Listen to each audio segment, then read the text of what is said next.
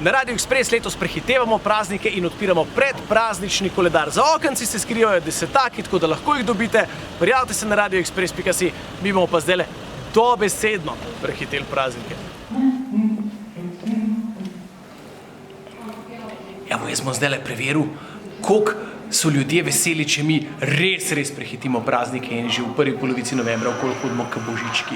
Me prav zanima, bojo veseli, a bojo jezni. Ampak imam bombone za njih, tako doma, da so veseli. To može božiček. Jo, božiček, gospod. Ja, hvala, božiček.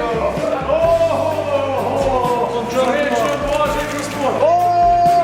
Hvala lepa. Evo, tudi božičko kdo kaj da. A eno lahko vzamem? Ja, eno. Ne. Vidno tako. A kako prehitevate, ali kaj? Ja, malo prehitevamo. Tole bom pa nekaj dobil. Hvala lepa.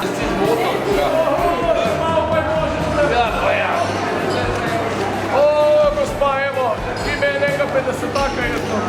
Jec. Ali še kaj božičko naročila? A si že pisala za božičko?